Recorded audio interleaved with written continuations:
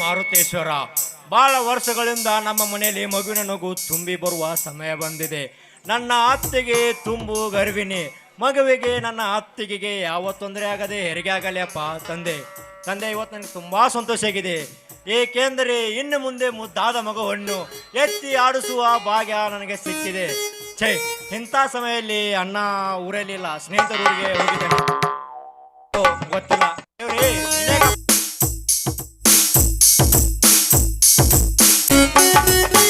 ಅಪ್ಪರ ಅವರು ಗಂಡು ಮಗುಗ ಜನ್ಮ ನೀಡಿದ್ರಿ. ಓಹೋ, ನನ್ನ ಎಂತ ಭಾಗ. ನಮ್ಮ ಮನೆಯಲ್ಲಿ ಗಂಡು ಮಗುವಾ, ತುಂಬಾ ಸಂತೋಷ ಆಗಿದೆ ನನ್ನ ಮನಸ್ಸಿಗೆ. ಮದರಂಗಿ, ಏನ್ರಿಪ್ಪ? ಯಾವ ತೊಂದರೆ ಆಗಿಲ್ಲ ತಾನೆ? ಅಪ್ಪರ ನೀವೇನ್ ಚಿಂತಿಸ್ಬೇಡ್ರಿ, ಮಗು ಅವರು ಆರಾಮ್ದಾರಿ. ತಗೋರಿ ಅಪ್ಪರ, ನೋಡ್ರಿ.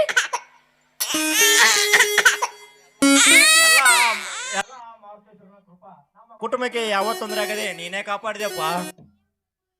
ಅಪ್ಪರ ದೊಡ್ಡ ಅಪ್ಪರ ಹೇಳ್ದಾರಪ್ಪ, ಅಣ್ಣ ಸ್ನೇಹಿತರ ಊರಿಗೆ ಹೋಗಿದ್ದಾನೆ. ಯಾವಾಗ ಬರ್ತಾನೇನೋ ಗೊತ್ತಿಲ್ಲ. ಇಂಥ ಸಮಯದಲ್ಲಿ ಅಣ್ಣ ಅತ್ತಿಗೆ ಜೊತೆಲಿ ಇರ್ಬೇಕಿತ್ತು. ಛೇ, ಅಣ್ಣ ಬಂದ ತಕ್ಷಣ ಈ ವಿಷಯ ಏನ್ರಿಪ್ಪ? ಅತ್ತಿಗೆಯನ್ನು ಕರೆದುಕೊಂಡು ಬಾ. ಈ ಸಂತೋಷವನ್ನು ಅತ್ತಿಗೆ ಒಂದಿಗೆ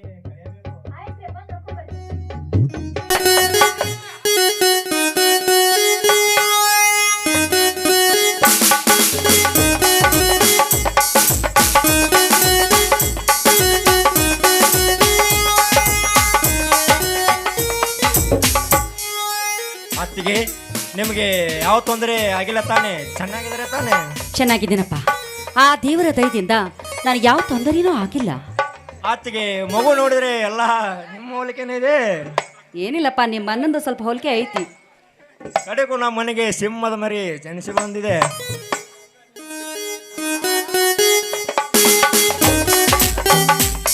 ಅವರ ಅಲ್ರಿ, ಇದೇ ಸಮಯಕ್ಕೆ ನಮಗೂ ಇದ ಖುಷಿ ಒಳಗೆ ಸ್ವೀಟ್ ಕೊಡಂಗಿಲ್ಲೇನ್ರಿ ಅವರ?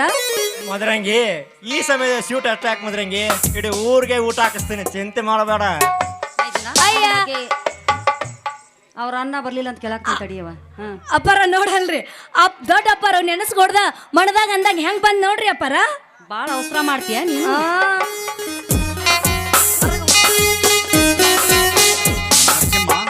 ನರಸಿಂಹ, ಏನಾಯ್ತು? ಎಲ್ಲರೂ ಇಷ್ಟೊಂದು ಸಂತೋಷವಾಗಿದ್ದೀರಲ್ಲ? ಹೌದಣ್ಣ, ತುಂಬಾ ಸಂತೋಷ ಆಗಿದೆ. ಈ ವಿಷಯ ತಿಳಿದ್ರೆ ನಿನಗೂ ತುಂಬಾ ಸಂತೋಷ ಆಗ್ತದೆ ಅಣ್ಣ. ನರಸಿಂಹ, ಏನಪ್ಪ ಅದು? ಅಣ್ಣ, ನೀನು ತಂದೆ ಆಗಿದೆಯಣ್ಣ, ತಂದೆ ಆಗಿದೆಯಾ. ಅತ್ತಿಗೆ ಗಂಡು ಮಗುಗೆ ಜನ್ಮ ನೀಡಿ ತಾನು ಮರು ಜನ್ಮ ಪಡೆದಲ್ಲ ಅಣ್ಣ. ಪಾರ್ವತಿ ಎಂಥ ಸಿಹಿಯಾದ ಸುದ್ದಿಯನ್ನು ನೀಡಿದೆ. ಕತ್ತಲಲ್ಲಿ ಮುಳುಗಿದ ನಮ್ಮ ಮನೆತನವನ್ನು ಬೆಳಕಿನಡೆಗೆ ತಂದೆ. ನನಗೆ ಎಲ್ಲಿಲ್ಲವಾದ ಸಂತೋಷವಾಗುತ್ತಿದೆ. ಈ ಮಗು ಎಷ್ಟೊಂದು ಮುದ್ದಾಗಿದೆ.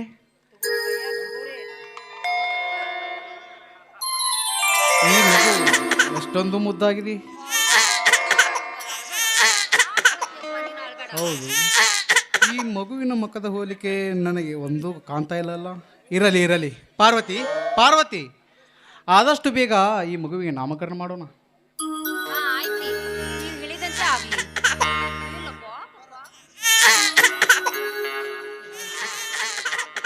ಅಪ್ಪರ ನೀವು ಹೇಳಿದಂಗ ಆಗ್ಲ್ರಿ. ಮದರಂಗಿ, ಇವತ್ತು ಸಂಜೆ 10 kg ಸ್ವೀಟ್ ತಂದು ಎಲ್ಲರೂ ಕೂಡಿ ಸವಿಯೋಣ. ಆಗಲ್ರಿ ಅಪ್ಪರ. ಅಣ್ಣ, ನಮ್ಮ ಮನೆಗೆ ಸಿಂಹದ ಮರಿ ಜನಿಸಿ ಬಂದಿದೆ ಅಂದ ಮೇಲೆ ನಮ್ಮನ್ನು ಹಿಡಿಯೋರು ಯಾರಿಲ್ಲ. ಅತ್ತಿಗೆ, ಇವತ್ತು ನನಗ ಎಲ್ಲಿಂದಲ್ಲಿನ ಸಂತೋಷ ಊಕಿ ಹರಿತಿದೆ. ಅತ್ತಿಗೆ ಅಣ್ಣ, ಇವತ್ತು ತುಂಬಾ ಸಂತೋಷ ಆಗಿದೆ ಅಣ್ಣ. ನಾನು ತುಂಬಾ ಸಂತೋಷವಾಗಿದ್ದೇನೆ. ನನಗಿಂತಲೂ ನಿನಗೆ ಖುಷಿ ಆಗ್ತಿದೆ ಅಂದರೆ ಈ ಕೂಸು ನಿನ್ನ ರಕ್ತ ಸಂಬಂಧಕ್ಕೆ ಹುಟ್ಟಿರಬೇಕು. ಅಣ್ಣ, ನನಗೆ ಬಂದ ಅನುಮಾನ ಈಗ ನಿಜವಾಯಿತು. ಎಷ್ಟು ದಿನದಿಂದ ನಡೀತಿದೆ ನಿಮ್ಮ ಇಬ್ಬರ ಕಪಟ ನಾಟಕ. ಅಣ್ಣ, ಏನು ಮಾತನಾಡುತ್ತಿರುವೆ ನೀನು? ಮೈ ಮೇಲೆ ಪ್ರಜ್ಞೆ ಇದೆ ತಾನೇ ನನಗೆ? ಬಾಯಿಗೆ ಬಂದ ಹಾಗ ಮಾತನಾಡ್ತಿದ್ಯಲ್ಲ, ಏನು ನಿನ್ನ ಮಾತಿನ ಅರ್ಥ? ಅರ್ಥ ಅನರ್ಥದ ಬಗ್ಗೆ ನನಗೆ ಹೇಳಬೇಡ. ನೀನು ಈ ಮೋಹದ ಬಲೆಗೆ ಬಿದ್ದ ಮೇಲೆ ಈ ಸೊಕ್ಕಿನ ಸೂಳೊಡೆಗೆ ಸರಸ ಸಲ್ಲಾಪವಾಡಿ ಬಿಸಿ ಗಾಳಿಗೆ ಬೆಣ್ಣೆ ಕರಗಿತೆಂಬ ನಿಮ್ಮಿಬ್ಬರ ಸರಸ ಸಲ್ಲಾಪವೇ ಇದಕ್ಕೆ ಕಾರಣ. ಇದೀನಿ ಸ್ವಾಮಿ, ಹೀಗೆಲ್ಲ ಮಾತನಾಡ್ತಿರ್ವಿರಿ ನೀವು. ನಿಮ್ಮನ್ನು ಬಿಟ್ಟು ಬೇರೆ ಗಂಡಸನ್ನು ನಾನು ಕಣ್ಣೆತ್ತಿ ಸಹ ನೋಡಿಲ್ಲ. ಕಿತ್ತೂರು ರಾಣಿ ಚೆನ್ನಮ್ಮ ಓನಿಕೆ ಓಬವ್ವ ಝಾನ್ಸಿ ರಾಣಿ ಲಕ್ಷ್ಮೀಬಾಯಿ ಅಂತ ಮಹಾನ ಗರತಿಯರಂತೆ ಗರತಿ ಹಾಗೆ ಬಾಳುತ್ತಿರುವ ಹೆಣ್ಣು ನಾನು ರೀ. ಅನುಮಾನದ ಸುಳಿಗಾಳಿಯನ್ನು ಎಬ್ಬಿಸಿ ಈ ನಮ್ಮ ಮನೆತನದ ಮಾನ ಮರ್ಯಾದೆಯನ್ನು ಗಾಳಿಗೆ ತೂರಬೇಡಿ. ಈ ಮಗು ನಮ್ಮಿಬ್ಬರಿಗೂ ಹುಟ್ಟಿದ ಮಗು ರೀ. ದಯವಿಟ್ಟು ನನ್ನ ಮಾತನ್ನು ಅರ್ಥ ಮಾಡಿಕೊಳ್ಳಿ, ನಿಮ್ಮ ಕಾಲಿಗೆ ಬೀಳ್ತೀನಿ. ಶೀಲಗೆಟ್ಟ ಹೆಣ್ಣೆ, ಗಂಡ ಎದುರಿದ್ದಾಗ ಗರತಿ ನೀನಾಗಿ, ಇಲ್ಲದಿದ್ದಾಗ ಕಾಮನೆತ್ತಿಗೇರಿ ಪಲ್ಲಂಗದ ಮೇಲೆ ಚಲ್ಲಾಟವಾಡುವ ನೀನು ಗರತಿ. ತಾಳಿ ಕಟ್ಟಿದ ಗಂಡನೆದರು ಮೈ ಕೈ ಮುಟ್ಟಿಸಿಕೊಂಡು ಮಾತನಾಡುವ ನೀನು, ನಾನು ಇಲ್ಲದಿದ್ದಾಗ ಅದೇನು ಮಾಡುತ್ತೀಯೇ ನಿನಗೆ ಗೊತ್ತು. ಅಣ್ಣ, ಎಂತ ಮಾತನಾಡುತ್ತಿರುವೆ ನೀನು? ಸೀತೆ ಅಂತ ಅತ್ತಿಗೆ ನನ್ನ ತಾಯಿ ತಂಗಿ ಪ್ರೀತಿ ನೀಡಿದಳು, ಎಂತವಳ ಮೇಲೆ ನೀನು ಕೆಟ್ಟ ಅಪರಾಧ ಹೊರಿಸಿದೆ ಅಣ್ಣ. ಅಪ್ಪಾರು ದೇವ್ರಂತ ಮನುಷ್ಯ, ಅಂಥವ್ರು ಕೆಟ್ಟ ಹೆಸರು ತರ್ತಿರಲ್ರಿ ಅಪ್ಪಾರ. ಹಿರಿಯರು ಹೇಳಿದ್ದಾರೆ ಅದೇನು ಮಾತಂತ, ಆದ್ರೆ ಗೊತ್ತಿಲ್ಲ. ಇಂಥವ್ರಿಗೆ ಈ ಥರ ಮಾತಾಡ್ತಿರಲ್ರಿ ಅಪ್ಪಾರ, ಇದು ತಪ್ಪಾಗತ್ರಿ ಅಪ್ಪಾರ, ತಪ್ಪಾಗತ್ತ. ಮದರಂಗಿ, ನೋಡಿದರೇನೆ ಗೊತ್ತಾಗುತ್ತದೆ ಇವರದೆಂತ ನಾಟಕ ಅಂತ. ಇವರ ಇಬ್ಬರ ಸರಸ ಸಲ್ಲಾಪ ನೋಡಿ ನನ್ನ ಕಣ್ಣಿಂದ ಪಾಪಿ ನಾನಗಲಾರೆ. ಅದಕ್ಕೆ ಹೇಳಿರೋದು ಇವಳನ್ನು ಇಟ್ಟಿಕೊಂಡನೊಬ್ಬ ಕಟ್ಟಿಕೊಂಡನೊಬ್ಬ. ಎಂತ ಜೀವನವೇ ನಿಂದು. ಯಾಕ್ರಿ ಹೀಗೆಲ್ಲ ಏನೇನು ಮಾತಾಡ್ತಿರುವಿರಿ ರೀ? ನಾನು ಯಾವತ್ತೂ ತಪ್ಪು ಮಾಡಿಲ್ಲ, ಹಿಂದಿನ ತಪ್ಪು ಮಾಡೋದಿಲ್ಲ ರೀ. ನರ್ಸನ್ನು ನನ್ನ ಹೊಟ್ಟೆಯಲ್ಲಿ ಹುಟ್ಟಿದ ಮಗನಿಗಿಂತ ಹೆಚ್ಚಾಗಿ ನೋಡಿಕೊಂಡಿದ್ದೇನೆ.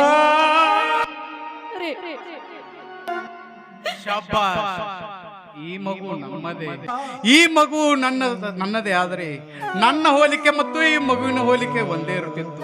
ಇಲ್ಲ ಇಲ್ಲ, ಈ ಹೋಲಿಕೆ ಈ ದರಿದ್ರ ನನ್ನ ಮಗಂದೇ. ಅಣ್ಣ, ಎಂತ ಮಾತನಾಡಿದೆ ನೀನು?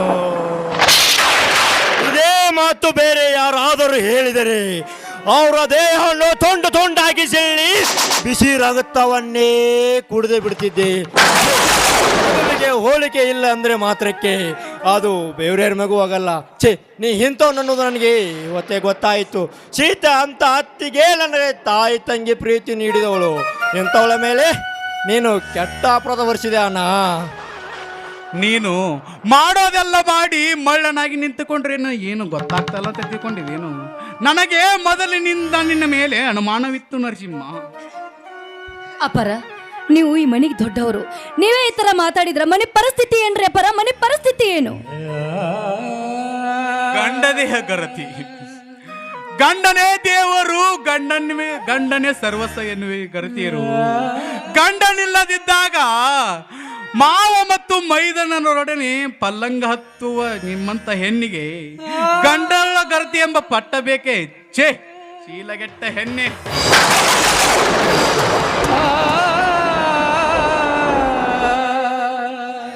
ಅಪರ, ಹಿಂಗೆಲ್ಲ ಮಾತಾಡ್ಬೇಡ್ರಿ ಅಪರ, ಮಾತಾಡಕ್ ಹೋಗ್ಬೇಡ್ರಿ. ನೀವು ದೊಡ್ಡವರಾಗಿ ತಿಳಿದವರಾಗಿ ಈ ತರ ಮಾತಾಡಿದ್ರ ಅವರ ಪರಿಸ್ಥಿತಿ ಏನು? ಮನೆ ಪರಿಸ್ಥಿತಿ ಏನ್ರಿ ಅಪರ? ಮನೆ ಪರಿಸ್ಥಿತಿ ಏನು? ಇವಳು ನನಗೆ ತೋರಿಸುವ ಪ್ರೀತಿ ವಾತ್ಸಲ್ಯ ಇವನಿಗೂ ತುಂಬಾ ಕಾಳಜಿ ಮಾಡುತ್ತಿದ್ದಳು. ಇಷ್ಟರ ಮೇಲೆ ಗೊತ್ತಾಗುತ್ತದೆ ಇವರದಂತ ನಾಟಕ ಅಂತ. ಅದಕ್ಕೆ ಹೆಸರಿಗೊಬ್ಬ ಬಸರಿಗೊಬ್ಬ ಅನ್ನುವ ಮಾತು ನಿಜವಾಯಿತು.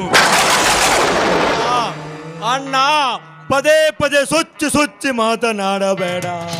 ನಿನ್ನ ಮಾತೇ ನಿಜವಾಗಿದ್ದರೆ, ಈ ಮಗು ನನಗೆ ಹುಟ್ಟಿದೆ ನಿಜವಾಗಿದ್ದರೆ, ಈ ಮಗು ದೇಹದಲ್ಲಿ ಹರಿಯುತ್ತಿರುವ DNA ಪರೀಕ್ಷೆ ಮಾಡಿಸೋಣ. ಅವಾಗ ಗೊತ್ತಾಗಿದ್ದು ಯಾರ್ದು ಸರಿ ಯಾರ್ದು ತಪ್ಪು ಅಂತ. ಹೌದು, ನರಸಿಂಹ ಹೇಳಿದ ಹಾಗೆ ನಿಮ್ಮ ಅನುಮಾನ ಸರಿಯೋ ತಪ್ಪು ಅಂತ ಗೊತ್ತಾಗ್ಬೇಕಾದ್ರೆ ಈಗಲೇ ದವಾಖಾನಿಗೆ ಹೋಗಿ DNA ಪರೀಕ್ಷೆ ಮಾಡಿಸೋಣ. ಅವಾಗ್ಲಾದ್ರೂ ನಿಮ್ಗೆ ಸತ್ಯ ಏನು ಅಂತ ಗೊತ್ತಾಗುತ್ತೆ. DNA ಚೆಕ್ ಮಾಡಿಸಿದರೆ ಅದು ಏನು ಗೊತ್ತಾಗುತ್ತದೆ? ನೀವಿಬ್ಬರು ಸೇರಿ ಈ ಕೆಲಸ ಮಾಡೋದಕ್ಕೆ ಲಂಚ ಕೊಟ್ಟು ಸುಳ್ಳು ರಿಪೋರ್ಟ್ ತಂದಿದ್ದೀರಾ. ಈ ರಕ್ತ ಮತ್ತು ನನ್ನ ಮಗುವಿನ ರಕ್ತ ಒಂದೇನು ಹೇಳ್ತಿದ್ದೀರಲ್ಲ ನೀವು. ಅಣ್ಣ, ನಾನೇಗೆ ದುಡ್ಡು ಕೊಟ್ಟು ಸುಳ್ಳು ರಿಪೋರ್ಟ್ ಬರ್ಸಲೆ ಅಣ್ಣ. ಇದಕ್ಕೆ ಸೂಕ್ತ ಪರಿಹಾರ ಸಿಗಬೇಕಾದರೆ ನಾವೆಲ್ಲ ದವಾಖಾನೆಗೆ ಹೋಗಿ ಚೆಕ್ ಮಾಡಿಸಲೇಬೇಕು ಅಣ್ಣ. ಅವಾಗ ಗೊತ್ತಾಗಿದ್ದು ಯಾರ್ದು ಸರಿ ಯಾರ್ದು ತಪ್ಪು ಅಂತ. ಈ ಶಿವಶಂಕರನ ಅನುಮಾನ ಎಂದು ಸುಳ್ಳಾಗಿಲ್ಲ. ನೀನು ಜ್ಞಾನವುಳ್ಳವನು ಅಂತ ಹೇಳಿ ನನ್ನ ಹೊಲ ಮತ್ತೆ ಮನೆಯವರ ನೋಡಿಕೊಳ್ಳು ಹೇಳಿದರೆ ಆ ವ್ಯವಹಾರದ ಗೂಡಿ ನನ್ನ ಹೆಂಡತಿಯನ್ನು ಮಾರಿಬಿಟ್ಟೆ ಅಲ್ಲಲೇ ದರಿದ್ರ ನನ್ನ ಮಗ. ಬಾಯಿಗೆ ಬಂದತೆ ಹೆಚ್ಚಿಗೆ ಮಾತನಾಡಿದ್ರೆ ನಾನ್ ಮಾತ್ರ ಸುಮ್ಮನೆ ಇರುವುದಿಲ್ಲ. ಛೆ, ನಿಮ್ ಬುದ್ಧಿ ಈ ಜನ್ಮದಲ್ಲಿ ಸರಿ ಹೋಗೋದಿಲ್ಲ. ಮಿಂಡನೆದರು ಗಂಡನ ಬೇಯು ಮೊದಲ ಹೆಣ್ಣು ನೀನು. ನಾನು ಎಂದರೆ ಹೆದರುತ್ತಿದ್ದ ನೀನು ನನಗೆ ಎದುರು ನಿಂತು ಮಾತನಾಡುತ್ತಿದ್ದೆ ಅಂದ ಮೇಲೆ ಇದಕ್ಕೆಲ್ಲ ಈ ನರಸಿಂಹನೇ ಕಾರಣ. ನೀವಿಬ್ಬರು ಸೇರಿ ನನಗೆ ಚಳಿಯನ್ನು ತಿನ್ನಿಸುತ್ತಿದ್ದೀರೇನು? ಹಾಗೆಲ್ಲ ಮಾತನಾಡಬೇಡಿ. ಏನೋ ಸಿಟ್ಟಿನ ಆವೇಶದಲ್ಲಿ ಈ ರೀತಿ ಮಾತನಾಡಿದೆ ಅಷ್ಟೇ ರೀ. ನಮಗೆ ಹುಟ್ಟಿರುವ ಈ ಕೂಸಿನ ಮೇಲೆ ಆನೆ ಮಾಡಿ ಹೇಳ್ತೀನಿ, ಈ ಮಗು ನಮ್ಮದೇ ರೀ. ದಯವಿಟ್ಟು ನನ್ನ ಮಾತನ್ನು ನಂಬಿ ಸ್ವಾಮಿ, ನಂಬಿ. ಛೇ, ನಿನ್ನ ನಂಬಿಕೆ ಎಂದೋ ಸುಟ್ಟು ಹಾಕಿದ್ದೇನೆ. ಇಷ್ಟೆಲ್ಲ ಆದ ಮೇಲೆ ನೀವು ನನ್ನ ಕಣ್ಣು ಎದುರು ನಿಂತಿದ್ದೀರಲ್ಲ, ಈ ಕ್ಷಣದಿಂದ ನೀವು ಮನೆ ಬಿಟ್ಟು ಹೊರಟು ಹೋಗಿರಿ ಇಲ್ಲಿಂದ. ಇಲ್ಲ ರೀ, ನಾನು ಮಾತ್ರ ಈ ಮನೆ ಬಿಟ್ಟು ಹೋಗುವುದಿಲ್ಲ. 5 ಮುತ್ತು ರತ್ನಗಳ ಹೊಂದಿರುವ ನಾನು ಮುತ್ತೈದೆಯಾಗಿ ಬಾಳುತ್ತೇನೆ ವಿನಃ ಸೂಳೆಯಾಗಿ ಬಾಳುವುದಿಲ್ಲ. ನಾನು ಗರತಿ ಅಂತ ಎದೆ ತಟ್ಟಿಕೊಂಡು ಹೇಳ್ತೀನಿ. ನೀನು ಪತಿರತೆ ಎಂಬುದು ನಿಜವಾದರೆ ನಾನು ಹೇಳಿದಾಗೆ ಮಾಡುತ್ತೀಯ ತಾನೆ? ಹೇಳಿ, ಅದೇನು ಅಂತ ಹೇಳಿ. ಖಂಡಿತವಾಗ್ಲೂ ಚಾಚು ತಪ್ಪದೆ ಪಾಲಿಸ್ತೀನಿ. ಈ ನಾನು ಶೀಲೆಗೆ ಅಂಟಿಕೊಂಡಿರೋ ಕಳಂಕವನ್ನು ಕಳೆದುಕೊಳ್ತೇನೆ. ಹಾಗಾದರೆ ಲೇ ಪಾರ್ವತಿ, ಈ ಹೊತ್ತಿ ಉರಿಯುವ ಬೆಂಕಿಯಲ್ಲಿ ನೀ ಹೆತ್ತ ಮಗುವನ್ನು ಹೊತ್ತಿಕೊಂಡು ನಾನು ಪತಿರತೆ ಪತಿರತೆ ಎಂದು ಕೂಗಿ ಹೇಳಬೇಕು. ನನ್ನ ಆಜ್ಞೆ ನಿನಗೆ ಇದು ಒಪ್ಪಿಗೆ ತಾನೆ? ಒಪ್ಪಿಗೆ. ಈ ನಿಮ್ಮ ಮಾತಿಗೆ ಸಂಪೂರ್ಣವಾಗಿ ಒಪ್ಪಿಗೆ ಇದೆ. ನಿಮ್ಮ ಮಾತಿನಂತೆ ನಡೆದುಕೊಂಡು ಪತಿ ಆಜ್ಞೆಯನ್ನು ಪಾಲಿಸಿರುವ ಪತಿವ್ರತೆ ಅಂತ ನಾನು ತೋರಿಸಿಕೊಡ್ತೀನಿ ಸ್ವಾಮಿ, ತೋರಿಸಿಕೊಡ್ತೀನಿ. ಇನ್ನೂ 2 ದಿನ ಆದ್ಮೇಲೆ ನಮ್ಮ ಊರಿನಲ್ಲಿ ಜಾತ್ರೆ ಇದೆ. ಅದೇ ಜಾತ್ರೆ ದಿನ ಅಗ್ನಿ ಪೂಜಾದ ತಕ್ಷಣ ನೀನು ಅಗ್ನಿ ಹಾಯಬೇಕು. ಆ ಅಗ್ನಿಯಲ್ಲಿ ನೀನು ಸುಟ್ಟರೆ ಸೂಳೆ ಎಂದು ಗೊತ್ತಾಗುತ್ತದೆ, ಇಲ್ಲದಿದ್ದರೆ ನೀನು ಗರತಿ ಎಂದು ಗೊತ್ತಾಗುತ್ತದೆ. ಅತ್ತಿಗೆ, ಇದು ಕಲಿಯುಗ ಅತ್ತಿಗೆ. ಬೆಂಕಿಯಲ್ಲಿ ಯಾರೇ ಏನೇನಿಟ್ಟರು ಸುಡುವುದೇ ಆದರೆ ಧರ್ಮ. ಆದರೆ ನೀವು ಇದಕ್ಕೆ ಒಪ್ಪಿಕೊಂಡಿದ್ದು ನನಗೆ ಯಾಕೆ ಸರಿಯಿಲ್ಲ ಅತ್ತಿಗೆ? ಸರಿಯೋ ತಪ್ಪೋ ಗೊತ್ತಿಲ್ಲ, ಒಟ್ಟಿನಲ್ಲಿ ಈ ನಮ್ಮ ಸಂಬಂಧ ಎಂಥದ್ದು ಅಂತ ಅವರಿಗೆ ತಿಳಿದ್ರೆ ಅಷ್ಟೇ ಸಾಕಪ್ಪ. ಮೆಚ್ಚಬೇಕ್ರಿ ಅವರ, ನಿಮ್ಮ ಧೈರ್ಯಕ್ಕೆ ಮೆಚ್ಚಬೇಕು. ನಿಮ್ಮ ಧೈರ್ಯ ನನಗಿಲ್ರಿ ಅವರ, ನನಗಿಲ್ಲ. ದೇವ್ರಿದ್ದನ್ರಿ ಅವರ, ಚಿಂತೆ ಮಾಡಬೇಡ್ರಿ. ಹಾಗಾದರೆ ನಿಮ್ಮಿಬ್ಬರಿಗೆ ಈ ಮನೆಯಲ್ಲಿ ಜಾಗ ಇಲ್ಲ, ಹೊರಟು ಹೋಗಿರಿ ಇಲ್ಲಿಂದ. ಅಣ್ಣ, ಅತ್ತಿಗೆ ಎಲ್ಲಿಗೆ ಹೋಗಬೇಕು ಅಣ್ಣ? ನನಗೆ ಒಂದು ಅರು ಆಗ್ತಾ ಇಲ್ಲ ಅಣ್ಣ. ಅಪ್ಪರ ಆಗಿದಾಗ್ಲ್ರಿ, ಇದಕ್ಕೂ ಒಂದಿನ ಒಳ್ಳೆ ಟೈಮ್ ಬಂದೇ ಬರ್ತೈತ್ರಿ. ಅಪ್ಪರ ನನ್ನ ಮನೆ ಜಾಗ ಖಾಲಿ ಐತಿ, ಬರ್ರಿ ಅಪ್ಪರ ಮನೆಗೆ ಹೋಗೋಣ. ಬೇಡಮ್ಮ, ಬೇಡ. ನಾವ್ಯಾರಿಗೂ ಕಷ್ಟ ಕೊಡುವುದಕ್ಕೆ ಇಷ್ಟಪಡುವುದಿಲ್ಲ. ನಮ್ಮ ದಾರಿನ ನಾವೇ ನೋಡಿಕೊಳ್ತೀವಮ್ಮ. ಅತ್ತಿಗೆ, ಎಲ್ಲಾದರೂ ಒಂದು ಮೂಲೆಯಲ್ಲಿ ಗುಡಿಸಲ ಹಾಕಿ ನಿಮ್ಮನ್ನು ಮತ್ತು ಈ ಮಗುವನ್ನು ಚೆನ್ನಾಗಿ ಜೋಪಾನ ಮಾಡುತ್ತೇನೆ. ಸತ್ಯದ ಕಾಲ ಸಮೀಪಲ್ಲಿ ಇದೆ. ಮದರಂಗಿ, ನಡೆಯರು, ಎಲ್ಲರೂ ಹೋಗೋಣ. ಭಗತನದ ಬೇಗೆ ಕಡಿಮೆ ಏಕೆ ಅಡುವೆ, ಭಗತನದ ಬೇಗೆ ಕಡಿಮೆ ಮನಸ್ಸು ನಿನ್ನ ಮಾತಿಗೆ, ಹೃದಯ ಕೂಡ ಕರಗಿ ಹೋದು ನಿನ್ನ ಮಾತಿಗೆ. ಹಿರಿಯಾಟಗೆ ಬದುಕು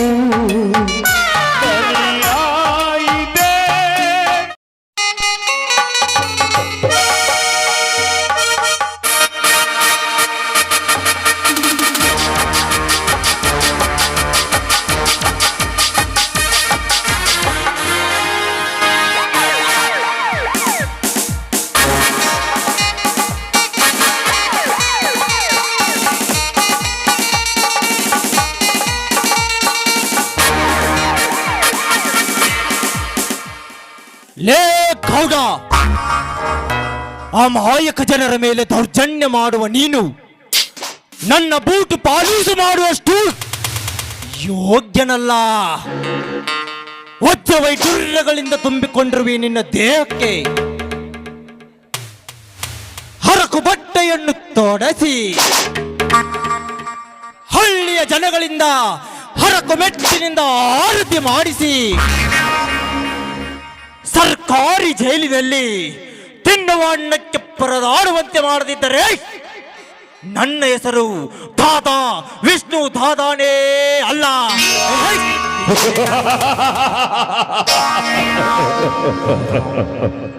ಅಂದು ಕಾಡಿನ ಮಧ್ಯದಲ್ಲಿ ಒಬ್ಬಂಟಿಯನ್ನು ಶಕ್ಕಳೆಂದು ಶೌರ್ಯ ತೋರಿಸುವೆಯೋ ಮಗನೇ?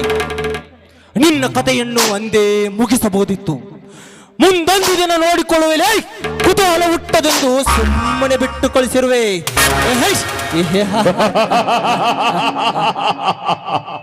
ದಾದಾ,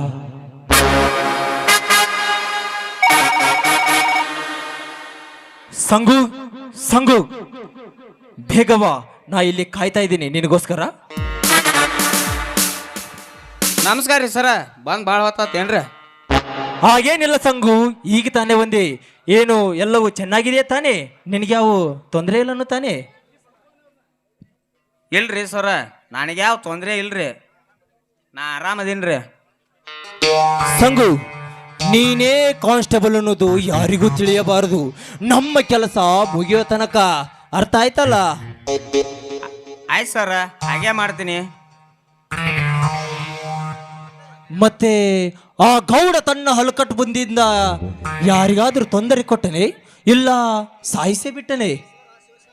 ಸರ್, ಆ ಶಿವಶಂಕರ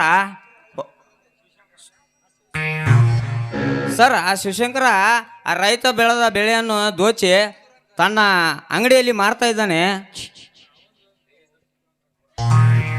ಲೇ ದುಷ್ಟ ದುರಂಕಾರಿ ಗೌಡ, ತಿರುಗಿ ತಿನ್ನುವ ರೈತರ ಮೇಲೆ ದಬ್ಬಾಳಿಕೆ ಮಾಡುವೆ ಆ ಮಗನೇ. ನಿನ್ನ ರಾಜ್ಯವನ್ನೇ ನಡುಗಿಸಬಲ್ಲ ಈ ದಾದಾ.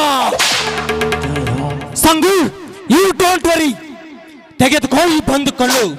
ನಿನಗೆ ಯಾರಾದರೂ ಏನಾದರೂ ಅಂದರೆ, ನಿನಗೆ ಯಾರಾದರೂ ತೊಂದರೆ ಕೊಟ್ಟರೆ ಸುಟ್ಟು ಹಾಕು. ಮುಂದೆ ಬಂದಿದ್ದನ್ನು ನಾನು ನೋಡಿಕೊಳ್ಳುತ್ತೇನೆ. ಓಕೆ ಸರ್, ಹಾಗೆ ಮಾಡುತ್ತೇನೆ. ಸರಿ ಸಂಗು, ನೀನು ಹೊರಡು, ನಿನಗೆ ಸಮಯವಾಗುತ್ತದೆ. ಓಕೆ ಸರ್, ಹೋಗಿ ಬರುತ್ತೇನೆ.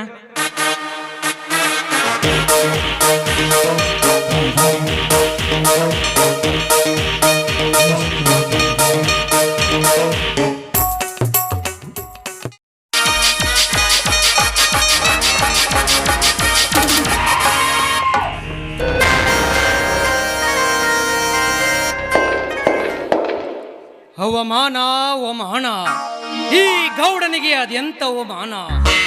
ಕೈಯಲ್ಲಿ ಸಿಕ್ಕ ಪಾರಿವಾಳವನ್ನು ಅನುಭವಿಸಬೇಕೆಂದರೆ ಪುಕ್ಕ ಬೆಳೆದ ರೆಕ್ಕೆಯನ್ನು ಬಡಿಸಿ ಹಾರಿ ಹೋಯಿತಲ್ಲ. ಹಾರಾಡು ಪಾರ್ವತಿ ಹಾರಾಡು, ಅದೆಷ್ಟು ಹಾರಾಡ್ತೀಯ ನಾನು ನೋಡುತ್ತೇನೆ. ಒಂದಲ್ಲ ಒಂದು ನಿನ್ನ ರೆಕ್ಕೆಯನ್ನು ಕತ್ತರಿಸಿ ನಿನ್ನ ಸೌಂದರ್ಯ ಸವಿ ಉಣ್ಣವಿದ್ದರೆ ನನ್ನ ಹೆಸರು ವಿಕ್ರಾಂತ್ ಗೌಡನೇ ಅಲ್ಲ.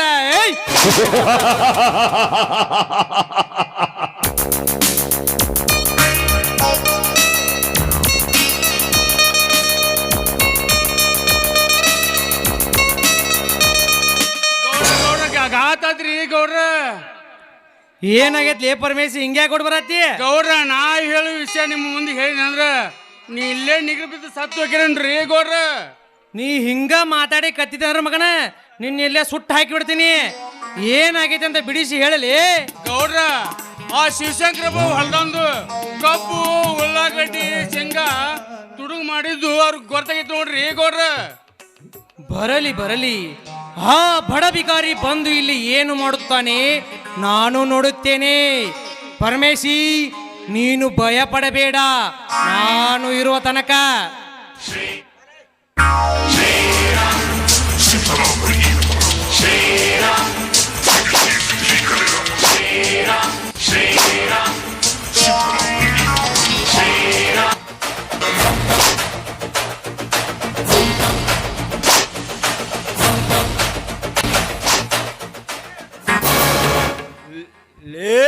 ಶ್ರೀಕಾಂತ್ ಗೌಡ, ನಿನಗೆಷ್ಟು ಸೊಕ್ಕಿರ್ಬೇಕಲೇ ಮಗನ.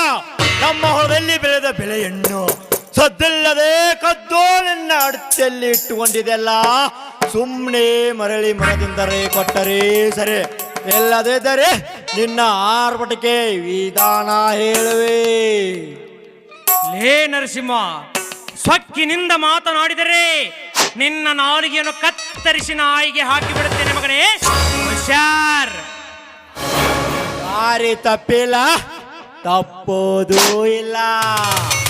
ನಿನ್ನ ಹಲ್ಕಟ್ಟು ಬುದ್ಧಿ ನನಗೆ ಚೆನ್ನಾಗಿ ಗೊತ್ತು. ರಾತ್ರ ಹೊಲಿಕೆ ನುಗ್ಗಿ ಬೆಳೆಯನ್ನು ಕದ್ದು ತರಿಸಿ ಅನ್ನೋದೂ ಗೊತ್ತು. ಸುಮ್ಮನೆ ಮರಳಿ ಮರದಿಂದ ಕೊಟ್ಟರೆ ನಿನಗೂ ಚಲೋ ಇಲ್ಲ, ನನಗೂ ಚಲೋ.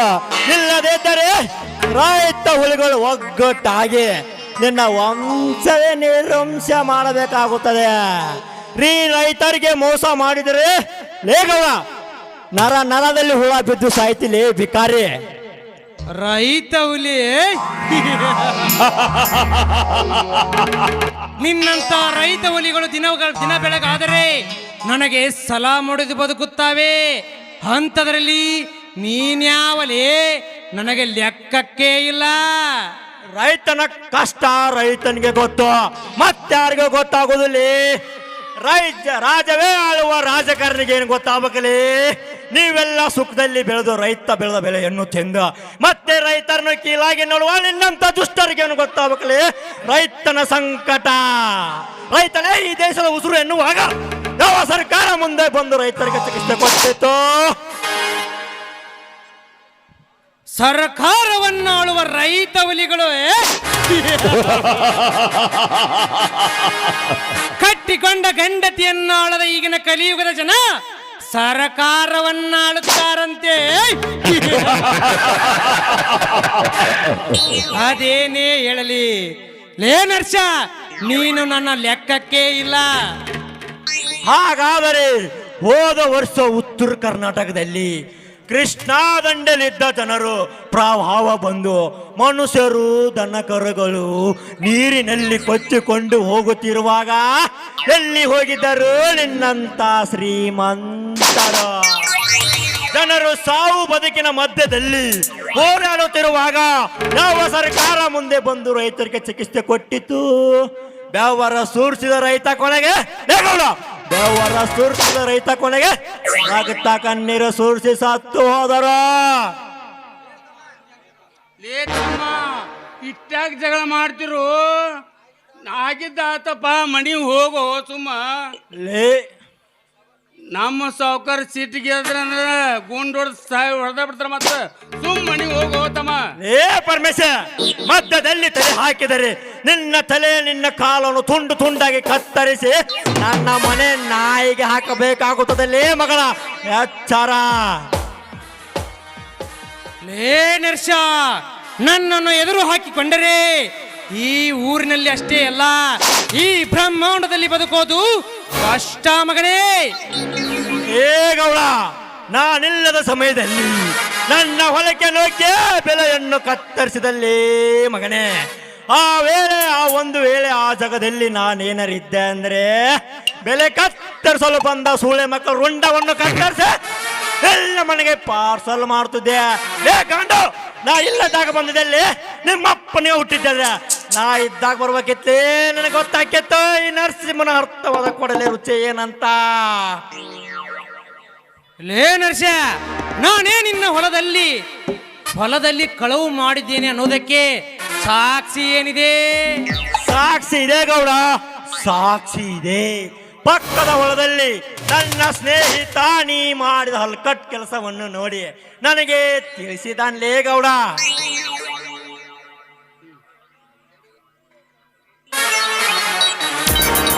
ಡ್ಯಾಡಿ, ಏನಿದು ಜಗಳ?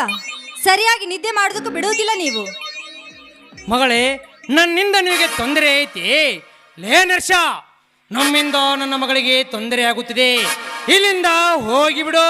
ಲೇ ಗೌಡ, ನಿನ್ನ ಮಗಳನ್ನ ದೇವಲೋಕದ ಅಪ್ಸರೆಯ ಹೆಜ್ಜೆಗೆ ತೊಂದರೆ ಅನ್ನಕ್ಕೆ ಮೈ ಮುರಿದು ಬಿಸಿನಲ್ಲಿ ದುಡಿದ್ರೆ ಗೊತ್ತಾಗಿತ್ತು ತಂದಿ ಮಗಳು ಶ್ರೀಮಂತಿಕೆ ದರ್ಪ ಏನಂತ. ಏನೋ ಭಿಕಾರಿ, ನಾನು ಹೊಲದಲ್ಲಿ ಕೆಲಸ ಮಾಡ್ಬೇಕೆ? ಹೊಲದಲ್ಲಿ ಕೆಲಸ ಮಾಡೋದಕ್ಕೆ ಅಂತ ನಿನ್ನಂತ ಬಿಕಾರಿಯನ್ನ ಇಟ್ಕೊಂಡಿದ್ದೀವಿ. ಲೇ ನರ್ಷ, ನನ್ನ ಮಗಳ ವಿರುದ್ಧವಾಗಿಯೇ ಮಾತನಾಡುತ್ತಿದ್ದೀಯ ಮಗನೇ, ಎಚ್ಚರ. ಲೇ ಶ್ರೀಮಂತರ ಸೊಕ್ಕಿನ ಹೆಣ್ಣೆ, ನಿನ್ನ ತಂದೆ ಅಷ್ಟೇ ನಿನಗೂ ಸೊಕ್ಕಿದೆ. ನಿಮ್ಮಂತ ಶ್ರೀಮಂತರು ಸೊಕ್ಕು ಒಡಗಿಸೋದಕ್ಕೆ ಸಿಡಿದೆದ್ದು ಬಂದಿರುವ ಉಗ್ರ ನರಸಿಂಹನ ಹಾಗೆ. ಲೇ ಬಣ್ಣದ ಹೆಣ್ಣೆ, ನಿನ್ನ ಕೈಯನ್ನು ನಿನ್ನ ಮನೆ ಕೆಲಸ ಮಾಡೋದಕ್ಕೆ ಉಪಯೋಗಿಸು. ದುಡ್ಡಿನ ದರ್ಪದಿಂದ ಕೈ ಎತ್ತಿದೆ ನಿಜ, ಆದರೆ ನಿನ್ನ ಕೈಯನ್ನು ತುಂಡಾಗಿ ಕತ್ತರಿಸಿ ನನ್ನ ಮನೆ ನಾಯಿಗೆ ಹಾಕಬೇಕಾಗುತ್ತದೆ. ಎತ್ತರಲೇ ಹೆಣ್ಣೆ. ಡ್ಯಾಡಿ, ಬರೀ ಬಾಯಿ ಮಾತಿನಿಂದ ಹೇಳಿದ್ರೆ ಕೇಳೋದಿಲ್ಲ. ಜಾನನಿಗೆ ಮಾತಿನ ಏಟು, ಕೋಣನಿಗೆ ದೊನ್ನೆ ಏಟು.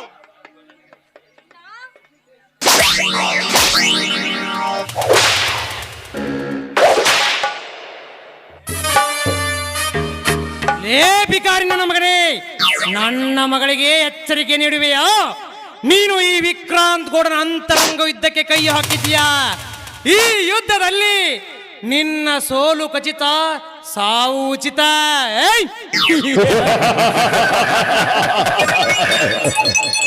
ಆ ಮಹಾಭಾರತ ದುರ್ಯೋಧನ ಎಷ್ಟೇ ದುರಾಂಕಾರದಿಂದ ಮೆರೆದಾಡಿದರು, ಅವನ ಸಾವು ಆ ಬಲಸಾಲಿ ಭೀಮನಿಂದಲೇ ಆಗ್ಬೇಕಿತ್ತು.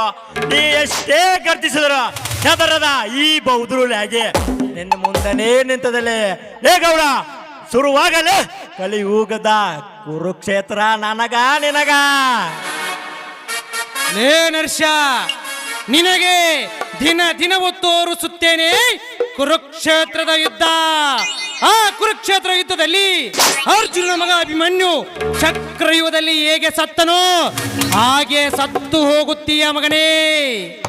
ಆ ಚಕ್ರವ್ಯೂಹ ದಾರಿಯಲ್ಲಿ ಅರ್ಥವನು ಆ ಕಿಲಾಡಿ ಅರ್ಜುನ ಮತ್ತು ಕೃಷ್ಣ ಅಂತ ವಂಶದವನೇ ನಾನು.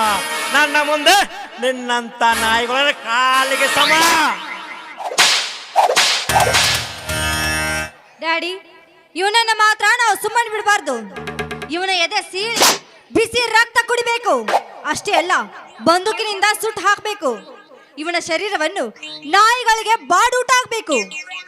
ಮಗಳೇ, ಹರೆಗೆ ಬಂದ ಹೋರಿಯನ್ನು ಮುಟ್ಟಲು ಹೋದರೆ ಅದು ನಮ್ಮನ್ನು ಗುದ್ದಲು ಬರುತ್ತದೆ. ಅದಕ್ಕೆ ಮೂಗುದಾನ ಹಾಕಿದರೆ ಅದು ನಾವು ಹೇಳಿದಂತೆ ಕೇಳುತ್ತದೆ. ಸ್ವಲ್ಪ ಕಾದು ನೋಡು ಮಗಳೇ. ಲೇ ಸೊಕ್ಕಿನ ಹೆಣ್ಣು ಎಂದರೆ ಕೈ ಎತ್ತಿ ನಮಸ್ಕಾರ ಮಾಡುವ ಭಾರತೀಯ ಸಂಸ್ಕೃತಿ. ಅದು ನಾವು ಉಳಿಸಿಕೋ. ಗೇನದ ಬಟ್ಟೆ ಹಾಕಿಕೊಂಡು ಈ ನಾಡಿನ ಮಣ್ಣು ಪಾಲ ಮಾಡಬೇಡ. ಲೇ ಸೊಕ್ಕಿನ ಹೆಣ್ಣೆ, ನಿನಗೆ ಇಷ್ಟೊಂದು ಸೊಕ್ಕಿರ್ಬೇಕಾದ್ರೆ ಮೀಸೆ ಹೊತ್ತು ಗಂಡ ಹುಲಿನಾಳ ನನಗೆ ಎಷ್ಟಿರ್ಬಾರ್ದು ಹೆಣ್ಣೆ. ಲೇ ಹೆಣ್ಣೆ, ನಿನ್ನಿಂದಲೇ ತುಂಬಿದ ಸಂಸಾರ ಮಣ್ಣ ಪಾಲವಾಗೋದು. ಲೇ ಗಂಡು ನನ್ನ ಮಗನೇ, ನನ್ನ ಮಗಳ ಮೇಲೆ ಕಣ್ಣು ಹಾಕುವೆಯಾ? ಲೇ ಗೌಡ, ಗಂಡು ಒಂದಲ್ಲ, ನನ್ನ ಗಂಡಸ್ಥಾನ ಏನನ್ನೋದು ನಿನ್ನ ಮಗಳಿಗೆ ತೋರ್ಸಲ್ಲ ಮತ್ತ. ಏ ಸೂಳೆ ಮಗನೇ, ಎಷ್ಟೋ ಬುಡು ಹೆಣ್ಣು ಮಕ್ಕಳು ಗೂಡವನ್ನು ಸರ್ಸವಾಡಿ ಅವ್ರನ್ನ ಸಾವಡ್ದು ನೆನೆಸಿಕೊಂಡರೆ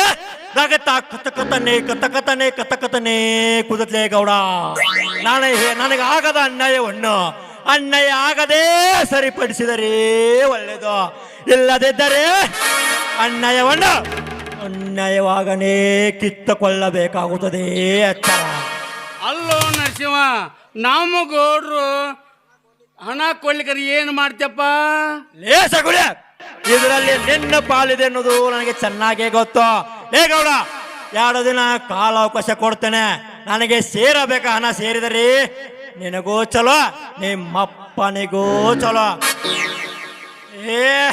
ಇಲ್ಲದಿದ್ದರೆ ನಿನ್ನ ಚಂಡರುಂಡವನ್ನು ಚಂಡಾಡಿ ಬಿಡುವೆ. ಲೇ ಐಶ್ವರ್ಯ, ಮಾಡ್ತೇನೆ. ಒಟ್ಟು ಬಾಯ್.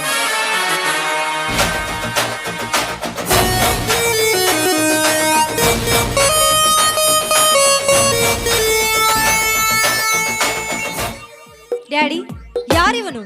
ನಮಗೆ ಸೊಕ್ಕಿನಿಂದ ಮಾತಾಡಿ ಹೋದ. ನಾನ್ ಮಾತ್ರ ನನ್ನ ಸುಮ್ಮನೆ ಬಿಡಲ್ಲ. ಮಗಳೇ ಸಮಾಧಾನ ಮಾಡಿಕೋ, ಮುಂದೆ ಅವನನ್ನು ನಾನು ನೋಡಿಕೊಳ್ಳುತ್ತೇನೆ.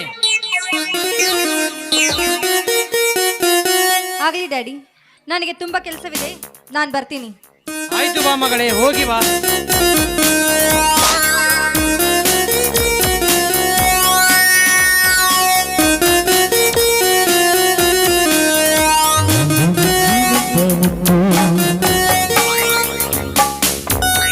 जली को हाथ करता है तुझको रात करता है, जली को हाथ करता है तुझको रात करता है. रापिन वाले ಎಷ್ಟು ದಾದಾ करता है.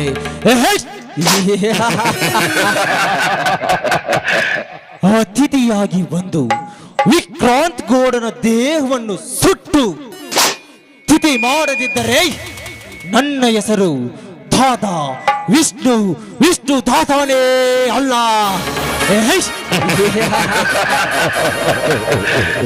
ನಮಸ್ಕಾರ ವಿಕ್ರಾಂತ್ ಗೌಡ್ರಿ, ಏನೋ ಗಾಬರಿಯಿಂದ ವಿಚಾರ ಮಾಡ್ತಾರೆ ಕಾಣ್ತಾ ಇದೆ. ಏನಿಲ್ಲ ವಿಷ್ಣುದಾದ, ಒಂದು ಸಣ್ಣ ಸಮಸ್ಯೆ ಆಗಿತ್ತು, ಇದು ಇದ್ದಿದ್ದೆ. ಮತ್ತೆ ನೀವು ಈ ಕಡೆ ಬಂದಿದ್ದು? ಹೌದಾ, ಹೇಗೆ ನಡೀತಿದೆ ನಿನ್ನ ಮಾರುಕಟ್ಟೆ ಬಿಸ್ನೆಸ್? ಚೆನ್ನಾಗಿ ನಡೆಯುತ್ತಿದೆ ವಿಷ್ಣುದಾದ, ಚೆನ್ನಾಗಿ ನಡೆಯುತ್ತಿದೆ.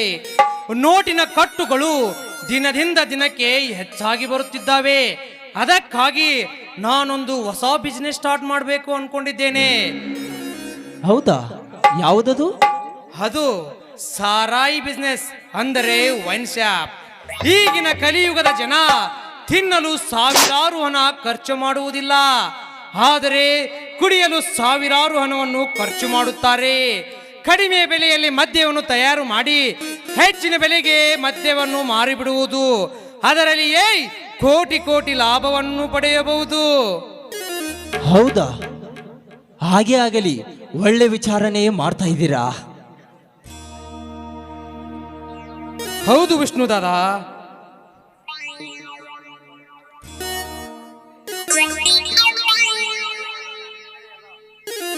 ವಿಷ್ಣುದಾದ, ನೀನಿದ್ದರೆ ಈ ಭೂಮಂಡಲವನ್ನೇ ನಾನು ಕೊಂಡುಕೊಳ್ಳಬಲ್ಲೆ.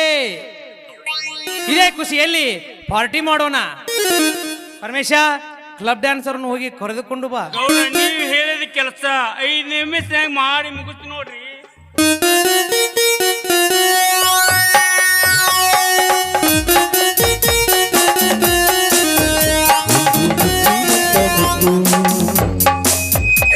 ಮಗಳಿಗೆ ಬಂದು ಸಿಕ್ಕು ನೋಡು ಮದನ ಮದನ.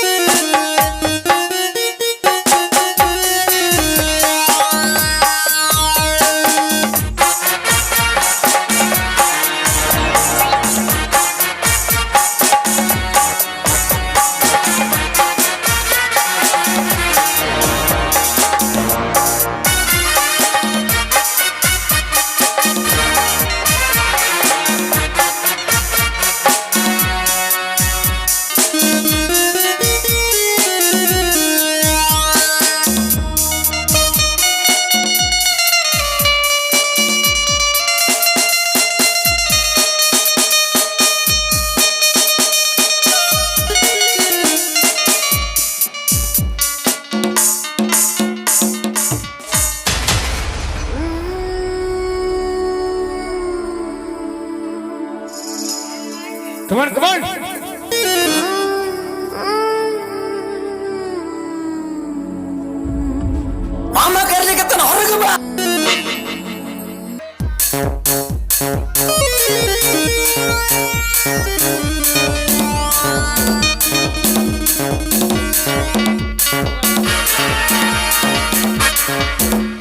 ಆಯ್ತು ನಡೆಯಿರಿ, ಇಲ್ಲಿಂದ ಹೋಗೋಣ ದಾದಾ.